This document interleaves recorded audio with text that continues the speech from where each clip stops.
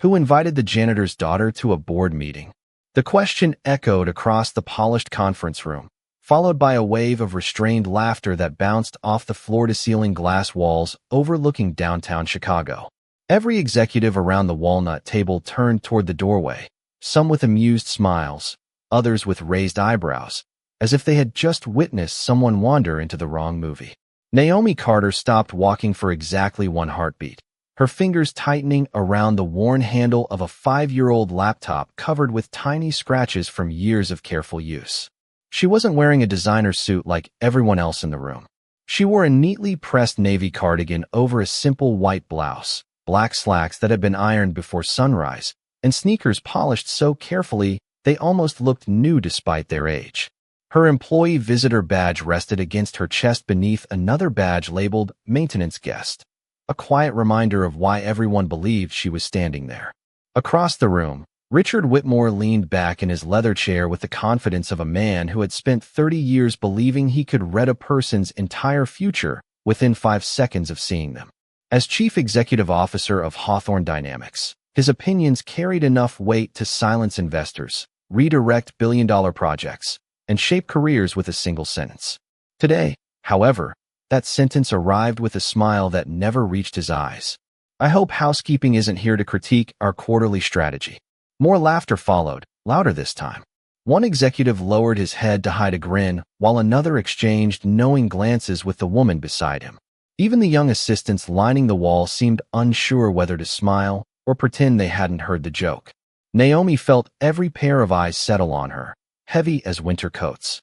The room smelled faintly of fresh coffee, expensive cologne, and polished oak, while sunlight poured through the windows, reflecting against the glossy conference table until it almost shimmered. She had imagined standing inside this room more times than she could count, but never like this. Not as a curiosity, not as someone's punchline. Just beyond the doorway, her mother quietly pushed a cleaning cart down the hallway, unaware that every laugh drifting through the partially opened door seemed to grow louder with each passing second. Naomi could have turned around. No one would have blamed her. She could have slipped back into the hallway, helped her mother finish the evening shift, and disappeared into the same invisible routine that had defined so much of their lives. Instead, she took another calm step forward. The movement itself surprised a few people. Richard Whitmore folded his hands together, watching with quiet amusement as though waiting for an awkward explanation that would end the interruption. "Miss," he said casually, "this meeting is reserved for board members and senior leadership." Naomi met his eyes without raising her voice. "I know, sir." Her answer was so calm that several executives stopped smiling. She didn't sound embarrassed. She didn't sound angry. She sounded prepared. Richard tilted his head slightly, curiosity replacing a fraction of his amusement. "Then perhaps you'd like to explain why you're here." Naomi glanced once at the projection screen displaying the company's ambitious expansion strategy before looking back at the CEO. Her heartbeat echoed steadily in her ears, yet her expression never changed. "Because if no one stops what's about to happen in this room," she said quietly, "everyone sitting at this table is about to celebrate a decision that could cost this company everything." The laughter vanished so completely that even the soft hum of the ceiling air vents suddenly sounded loud. For several long seconds, nobody moved. The enormous digital display still glowed with colorful market projections, but every chart and every number seemed to fade behind the unexpected confidence of the 19-year-old standing near the entrance. Richard Whitmore studied her more carefully now, searching for uncertainty that never appeared.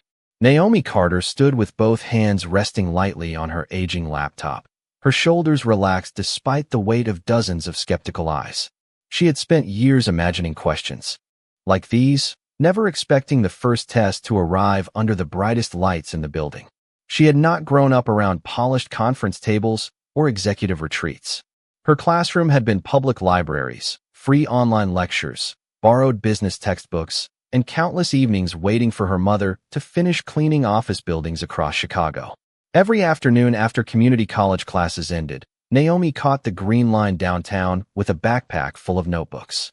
While other students hurried toward coffee shops or apartment parties, she walked through revolving glass doors carrying an extra pair of work gloves. Her mother, Denise Carter, had cleaned Hawthorne Dynamics for nearly 16 years. She knew every hallway, every office, and every security guard by name. Yet few people inside the building knew hers.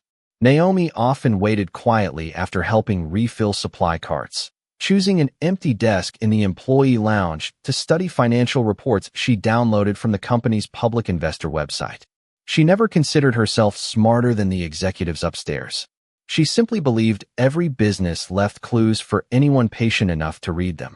Market trends, earnings reports, consumer behavior, logistics costs, and leadership interviews became puzzles she solved late into the night, while the old ceiling fan in their apartment hummed above stacks of highlighted pages.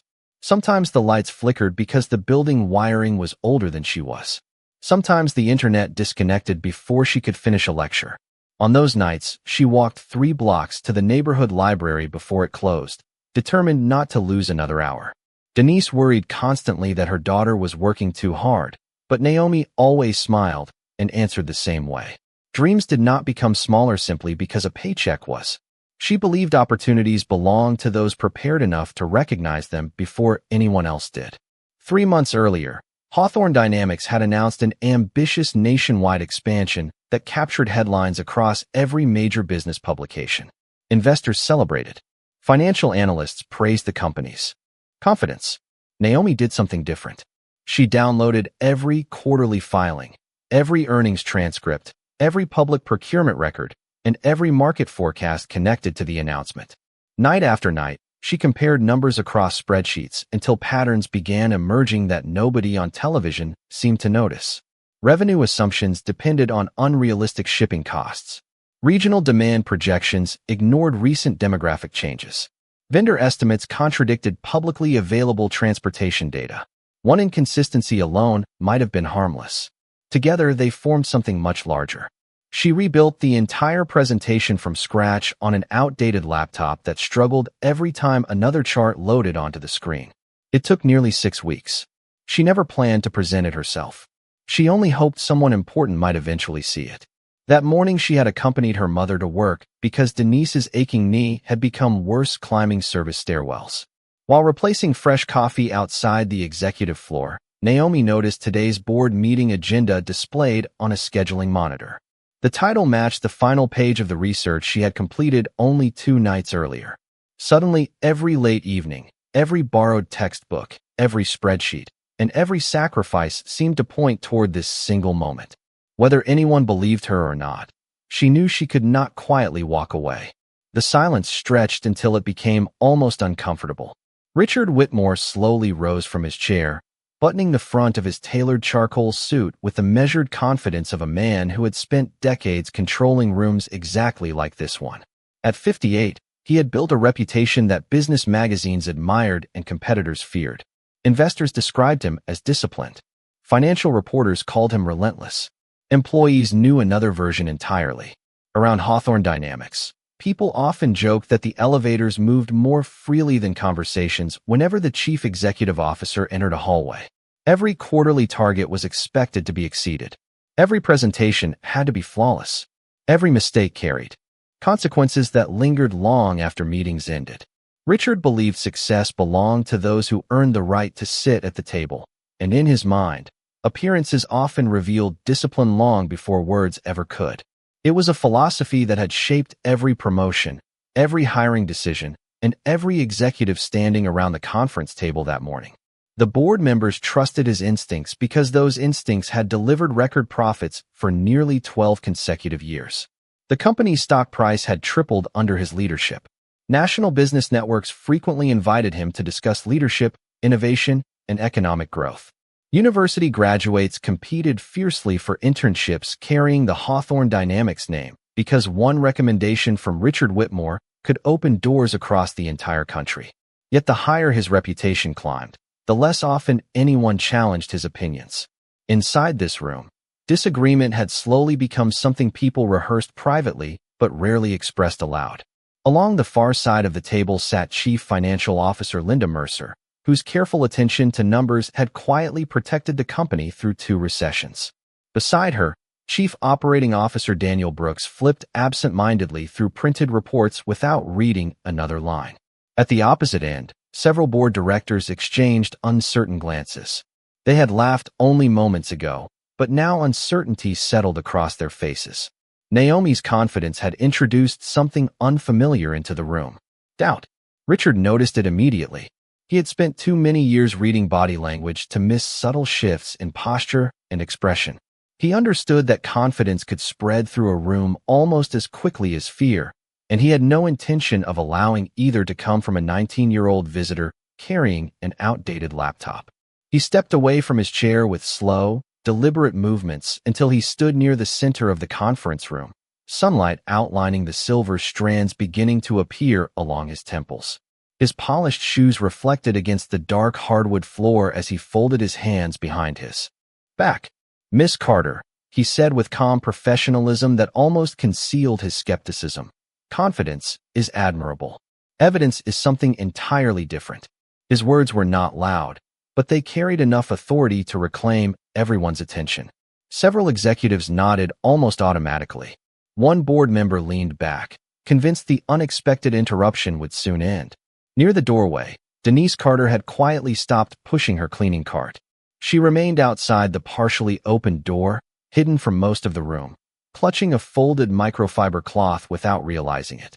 Her heart pounded as she recognized her daughter's voice inside the executive suite. Every instinct told her to walk away before trouble found them both, yet her feet refused to move. Inside, Naomi noticed none of it. Her attention remained fixed on Richard Whitmore.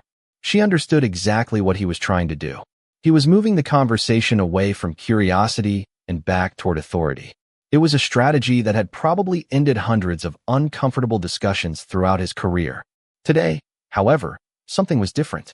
Naomi had not walked into the room hoping to win an argument. She had walked in carrying months of research, and for the first time since entering the building that morning, she realized the greatest obstacle would not be proving her analysis. It would be convincing the most powerful man in the company to listen before it was too late. Richard Whitmore held Naomi's gaze for another moment before turning slightly toward the conference table. "We have investors joining us in less than 20 minutes, he said evenly.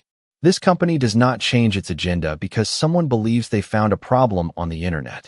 A few quiet chuckles returned, softer than before, encouraged by the confidence in his voice. Naomi remained still. "I did not come here because of something I read online, sir," she answered. "I came because I compared your public filings, your regional expansion assumptions, freight projections, and consumer demand reports. They do not support each other." The room grew still again. Linda Mercer slowly looked up from the financial binder in front of her. Daniel Brooks frowned, as though replaying Naomi's words in his mind. Richard crossed his arms. "That is an extraordinary claim." "It is," Naomi replied. "That is why I brought the evidence." She carefully placed her old laptop on the edge of the conference table. The hinges creaked softly as she opened it, revealing a keyboard polished smooth by thousands of hours of use. The aging machine took several seconds to wake, its small cooling fan humming against the silence. Someone near the far end of the table whispered, "That thing belongs in a museum." Another executive smiled, expecting the awkward interruption to end with an embarrassing technical problem. Naomi ignored every comment. Her fingers moved confidently across the keyboard until a presentation appeared on the screen.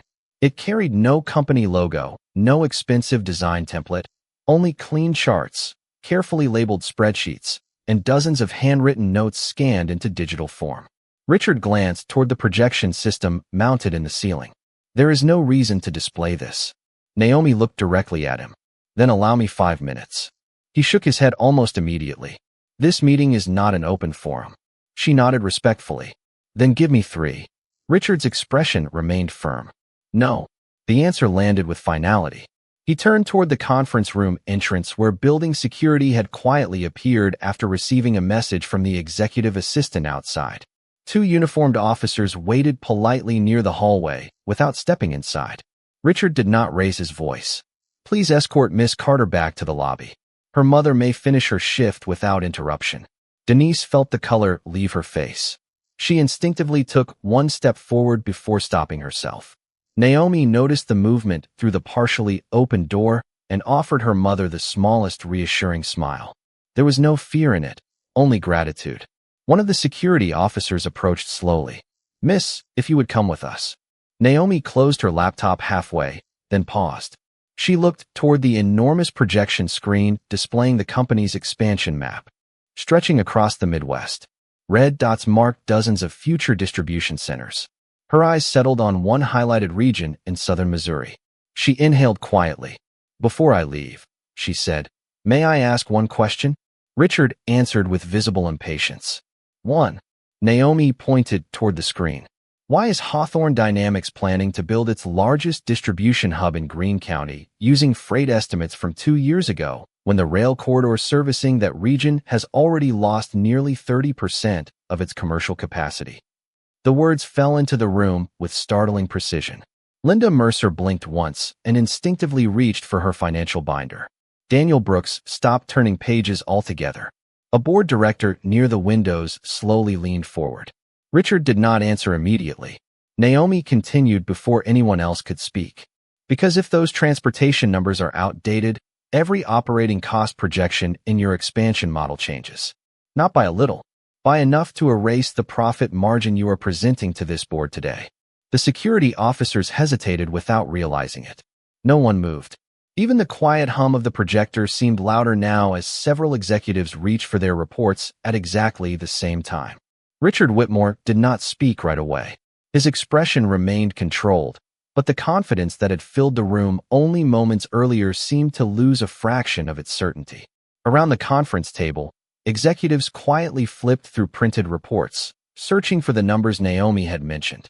The sound of turning pages replaced the laughter that had greeted her arrival. Linda Mercer found the transportation appendix buried near the back of the financial package. Her eyes moved quickly from one column to another before narrowing. She reached for a yellow legal pad and began writing figures without saying a word. Daniel Brooks opened another folder containing regional logistics contracts. The atmosphere shifted so subtly that even the security officers waiting near the entrance exchanged uncertain glances. Richard noticed every movement. He knew exactly what was happening. The room was beginning to verify the impossible instead of dismissing it. He stepped closer to Naomi's laptop before stopping several feet away. "Anyone can quote isolated statistics," he said calmly. "Running a corporation requires understanding the complete picture." Naomi nodded respectfully. "I agree, sir." Her answer carried no trace of sarcasm. "That is why I reviewed the complete picture." Richard gestured toward the old computer with an almost dismissive wave. "Those files have not been reviewed by our finance department. They have not been audited. They are not part of today's meeting." Naomi answered quietly. "Neither were the public transportation updates released 6 weeks ago, yet they change every cost projection on your expansion map."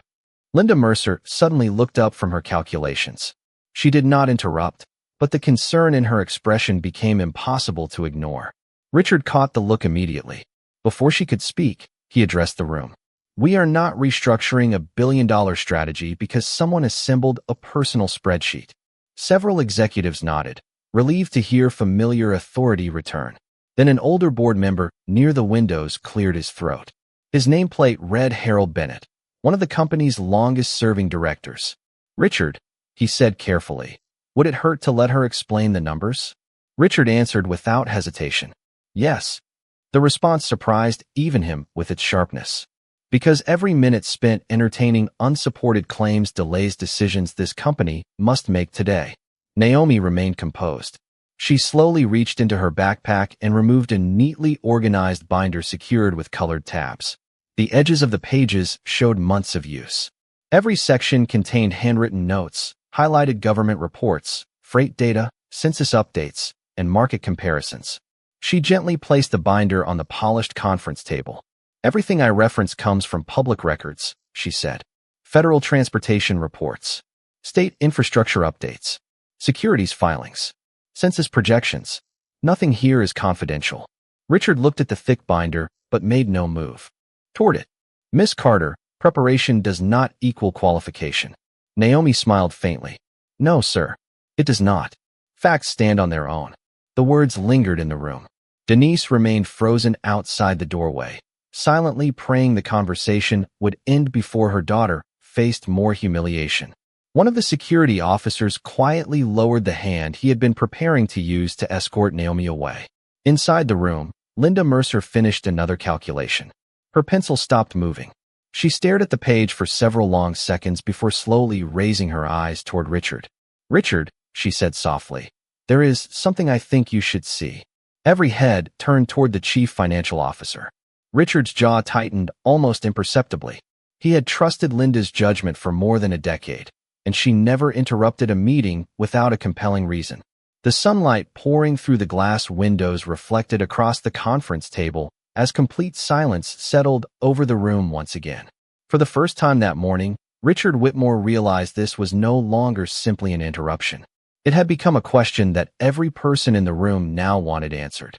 Richard Whitmore looked toward Linda Mercer without saying a word. She slowly slid her calculator aside and turned the financial binder so the numbers faced the center of the table. "I recalculated the freight assumptions using the latest Federal Transportation Report," she said carefully. "If the rail capacity reduction Miss Carter mentioned is accurate, the projected operating margin changes significantly." No one interrupted her. The room had become so quiet that the soft ticking of the elegant wall clock suddenly seemed unusually loud. Richard stepped closer, his expression unreadable. "How significant?" Linda hesitated before answering.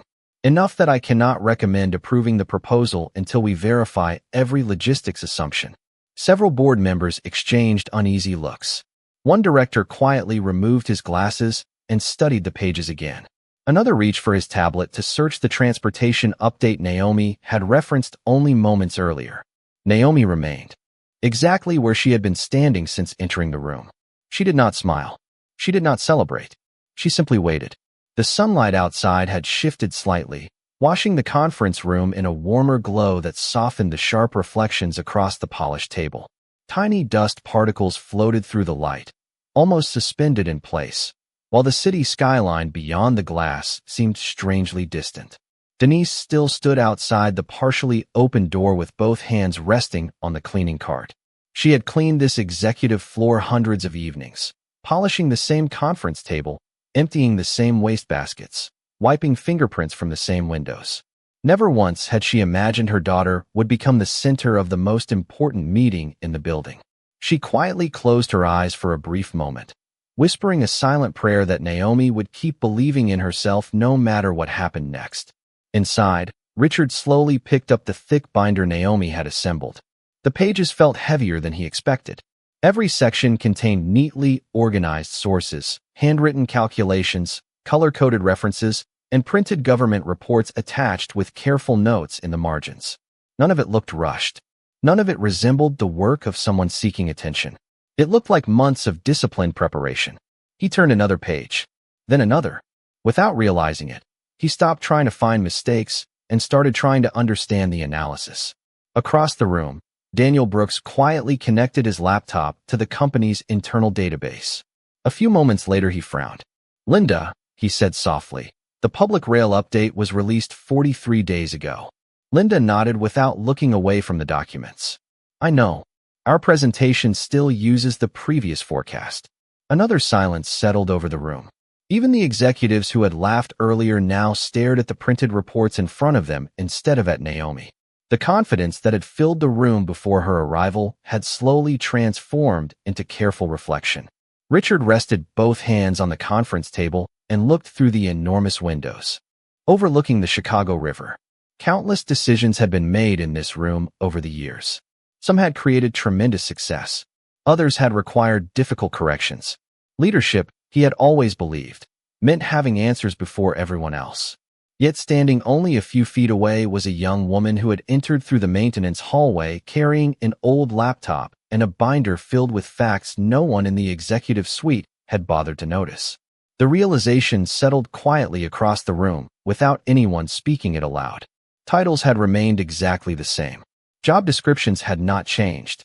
But for the first time that morning, authority and credibility no longer seemed to belong automatically to the same people. Richard Whitmore slowly closed the binder and looked toward the enormous display at the front of the conference room. "Connect her laptop," he said quietly. The words were almost lost beneath the steady hum of the air conditioning, yet everyone heard them. An information technology specialist standing near the wall hesitated for only a second before walking toward Naomi. He accepted her aging laptop with surprising care, connected a single cable to the projection system, and waited. For a brief moment, the large screen remained black. Then Naomi's presentation appeared, simple and unpolished, without expensive graphics or dramatic animations. Every slide focused on numbers, verified sources, transportation maps, demographic trends, and carefully documented comparisons. Naomi stepped toward the front of the room. Her heartbeat remained steady. She had imagined this presentation hundreds of times while studying late into the night, but she had never imagined giving it here. She picked up a presentation remote resting beside the podium. "Slide 1, she said softly. A county map filled the screen. "The proposed distribution center depends on rail capacity that no longer exists." She clicked again. "Slide 2. Freight routes appeared beside updated federal transportation reports released 6 weeks earlier. Every source was clearly cited.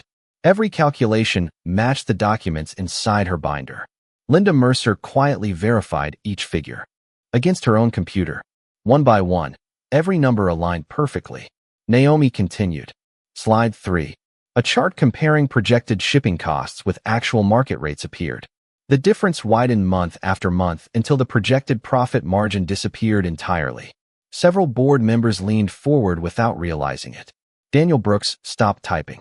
He simply stared at the screen. Naomi never rushed her words.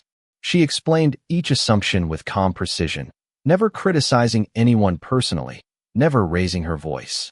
She focused only on facts. Slide 4. Consumer demand forecasts appeared beside updated census migration data. Entire growth assumptions collapsed under revised population trends.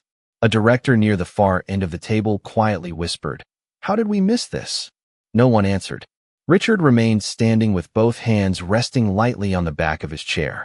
Every slide erased another piece of certainty he had carried into the meeting. Then Naomi reached her final analysis. She clicked once more. The room filled with a redesigned expansion strategy using the same investment budget, but relocating 2 facilities, adjusting freight partnerships, and restructuring the rollout schedule over 18 months instead of 12.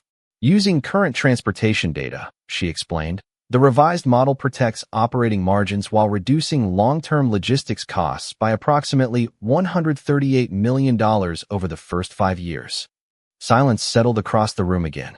Not skeptical silence. Reflective silence. Harold Bennett slowly removed his glasses and looked from the screen to Naomi. A faint smile appeared across his face. "Richard," he said quietly, "I have seen hundreds of strategic presentations during my 32 years on this board." He paused before continuing. "Very few have been this thoroughly researched." Another board member nodded in agreement. Linda Mercer closed her laptop. "Every major assumption checks out." Daniel Brooks added softly, "Mine too." Richard looked around the conference room. Nobody was laughing anymore. Nobody seemed interested in Naomi's clothes, her visitor badge, or the old laptop connected to the projector. They were looking only at her work. Richard slowly turned back toward Naomi, searching for some sign of arrogance after such an extraordinary moment. He found none. She stood quietly beside the screen with the same humility she had carried into the room, waiting patiently for whatever came next. At that moment, Harold Bennett folded his hands and revealed something no one had expected. "Miss Carter," he said warmly, "about 2 years ago I anonymously judged a national undergraduate business research competition. The winning paper proposed a logistics model remarkably similar to what we just saw today. I still remember the author's name because the analysis was unforgettable." He smiled gently. "That author was Naomi Carter. I had no idea you were standing in this building all along." Harold Bennett's words lingered in the conference room long after he finished speaking. Several directors turned back toward Naomi with entirely different expressions, no longer seeing the quiet young woman who had entered through the maintenance hallway, but the researcher whose work had already earned respect beyond these walls. Naomi lowered her eyes for a brief moment, surprised that anyone remembered the competition.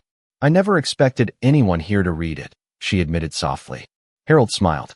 "I recommended that paper because it challenged conventional thinking without attacking the people behind existing systems. That is a rare kind of leadership." Richard Whitmore remained silent. He looked from the projection screen to the binder resting on the conference table, then toward the maintenance badge hanging from Naomi's cardigan. Only minutes earlier that badge had defined her in his mind. Now it seemed completely irrelevant. He slowly walked around the table until he stood directly in front of her. Every executive watched without speaking. Denise, still standing outside the doorway, instinctively held her breath. Richard stopped only a few feet away. For the first time since the meeting began, his voice carried no trace of superiority. "Miss Carter," he said quietly, "when you entered this room, I judged you before I heard a single word you had to say." He paused, choosing each sentence carefully. "I saw your visitor badge before I saw your preparation. I noticed your old laptop before I noticed your discipline. That was my mistake." The room remained completely still. Richard slowly extended his hand. "I owe you an apology, both personally and professionally." Naomi looked at his hand for only a moment before shaking it with calm dignity. Her smile was gentle rather than triumphant. "Thank you, sir." Richard released her hand and glanced around the conference table. "This proposal will not move forward until every assumption has been reviewed using Miss Carter's analysis." Several board members nodded immediately. Linda Mercer spoke next. "I would like my finance team to work directly with Naomi to validate the revised model." Daniel Brooks added, "Operations would benefit from her recommendations as well." Richard turned back toward Naomi. "There is one more thing." He picked up a folder bearing the company logo and placed it on the table between them. "Effective immediately, I would like to offer you a paid strategic analyst internship with Hawthorne Dynamics, along with full tuition assistance should you choose to complete your bachelor's degree." A quiet murmur spread through the room. Denise covered her mouth with trembling fingers as tears filled her eyes. For years she had walked these hallways before sunrise and after sunset, often unnoticed by the very people whose offices she cleaned. Now every executive in the room was looking at her daughter with genuine respect. Naomi took a slow breath before answering. "I am deeply grateful for the opportunity." She looked around the conference room, meeting the eyes of each board member before returning her attention to Richard. "But if I may say one thing." Richard nodded. "Of course." Naomi's voice remained calm and sincere. "Talent can come from any neighborhood. Wisdom can come from any job title. The person cleaning the hallway may notice something everyone else walked past. Respect should never depend on the clothes someone wears or the position listed on their identification badge." No one spoke after she finished. The silence carried more meaning than applause ever could. Even Richard lowered his head slightly, accepting every word without defense. In that quiet moment, the balance of power inside the room changed forever, not because someone had been defeated, but because everyone present had been reminded that true leadership begins the moment people choose to see another person's character before judging their circumstances. The following morning, the first rays of sunlight stretched across the glass walls of Hawthorne Dynamics, painting long golden reflections across the marble lobby where hundreds of employees began another ordinary workday. Security officers greeted arriving staff with familiar smiles while elevators opened and closed in steady rhythm. Yet something inside the building felt different. News of the previous afternoon's board meeting had quietly traveled through every department. Nobody knew every detail, but everyone knew enough to understand that something remarkable had happened. Denise Carter arrived just before 6:30 in the morning wearing the same neatly pressed maintenance uniform she had worn for years. Her cleaning cart rolled softly across the polished floor exactly as it always had. She expected another ordinary shift, another day of quietly making offices shine before executives arrived. As she stepped into the main lobby, the young receptionist looked up from her desk, smiled warmly, and said, "Good morning, Miss Carter." Denise paused for a second. It was the first time anyone at the front desk had addressed her by name. A facilities manager passing nearby smiled and held the elevator door open for her. "After you." Denise thanked him with quiet surprise. Nothing about her uniform had changed. Nothing about her job had changed. Yet the way people looked at her had. Upstairs, Richard Whitmore stood alone inside the conference room where everything had begun.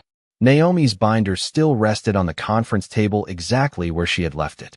He slowly opened it once more, studying the handwritten notes in the margins. Beside complex calculations were simple reminders written in careful penmanship. Verify every source. Never assume. Facts deserve patience. Richard smiled to himself. Those words described leadership better than many executive books lining his office shelves. A gentle knock interrupted his thoughts. Naomi stepped into the room carrying the same laptop and backpack, though this time her visitor badge had been replaced with a temporary employee identification card. Richard walked toward her with genuine warmth. "Welcome to the team, Naomi." She smiled. "Thank you, sir." They walked together toward the executive floor, passing employees who greeted Naomi with friendly nods rather than curious stares. As they reached the large windows overlooking the Chicago skyline, Naomi glanced down toward the lobby below. Denise was carefully polishing the brass handrail near the entrance, completely focused on her work as she had always been. Naomi quietly excused herself and rode the elevator back downstairs. Denise looked up in surprise as her daughter approached. Without saying a word, Naomi gently wrapped her arms around her mother. Denise smiled through grateful tears and whispered, "I always believed you could do this." Naomi looked into her mother's eyes and answered softly, "I only made it here because you never stopped believing before anyone else did." They stood together for a quiet moment while morning sunlight poured through the towering windows, surrounding them with a warm glow that reflected across the spotless marble floor Denise had polished so many times before. Nearby employees walked past with respectful smiles, but no one interrupted them. Some victories did not need applause. Some moments became unforgettable precisely because they unfolded in silence. Outside, the city continued waking to another busy day, unaware that inside one office building, a simple act of listening had changed far more than a business strategy. It had reminded everyone who witnessed it that dignity cannot be measured by a job title. Wisdom is never limited by circumstance, and kindness has the extraordinary power to transform not only a single life, but the hearts of those willing to see beyond first impressions. The sunlight lingered across the lobby floor as mother and daughter walked forward together, leaving behind nothing except quiet footsteps and a lesson the building itself would remember for years to come.